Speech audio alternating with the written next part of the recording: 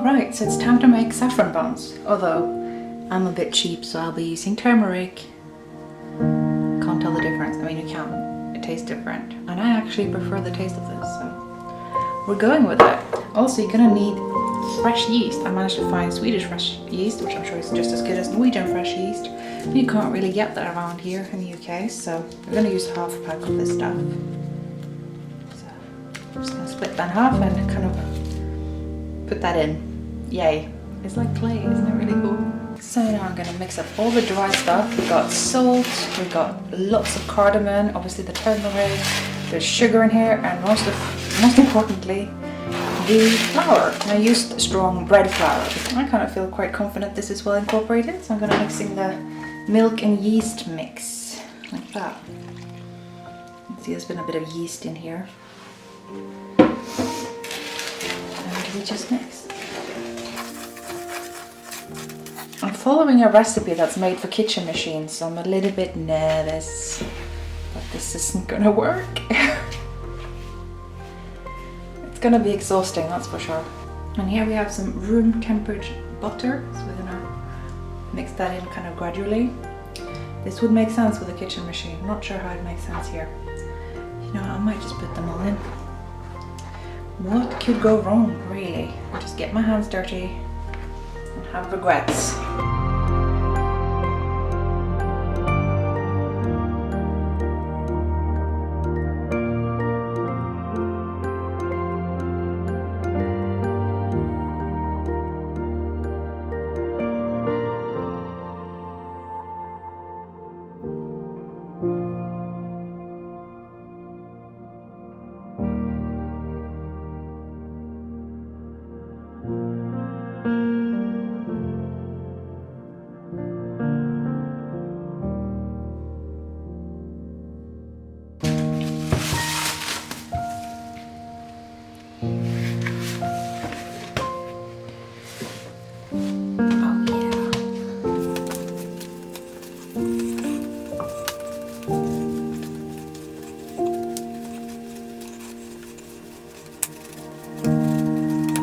So all these little rolls are supposed to become saffron bun shaped, so that means they're going to take on various shapes that symbolize various things. I don't even know what, but I'm going to make the one shape that I know always turns out well, which is a sort of S snake shape, so I'll be doing that.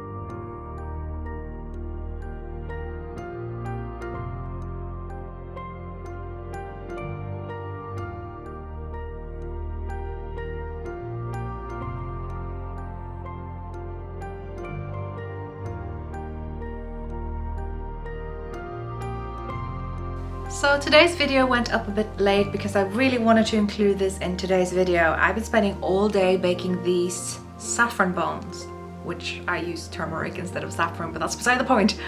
And they are called lystekotte in Norwegian and lystebuller in Sweden, and they are a sort of bun that we make for Santa Lucia or Saint Lucia, which is it's quite strange how that's like become such a thing in Scandinavia, because it's like this legend about this Italian, I think, saint who got burnt at the stake as a witch, but then she wouldn't burn, and so we make buns.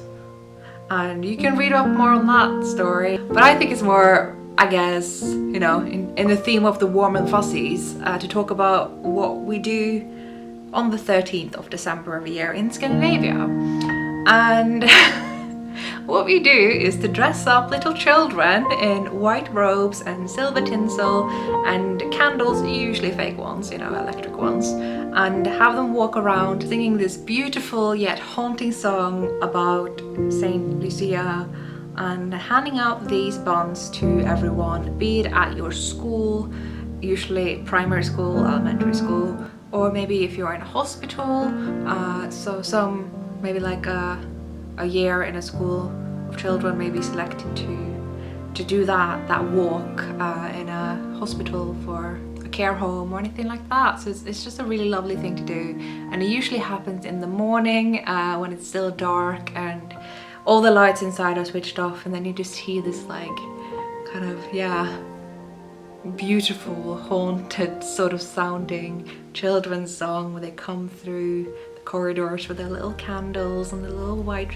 frocks and the buns, and it's just so beautiful and adorable. And obviously now that I'm no longer in primary school, I do miss it an awful lot, so least I can do is to make myself these buns. And I have of course shared them with my Swedish neighbor, of course, and she was very happy.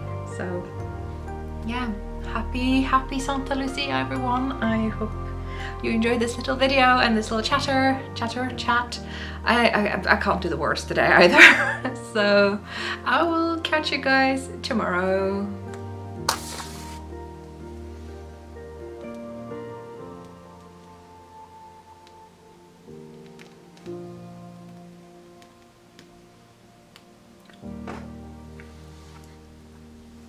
Så tenner vi 3 lys I kveld, for lengsel, håp og glede. De står og skinner for seg selv, og oss som til stede. Så tenner vi 3 lys I kveld, for lengsel, håp og glede.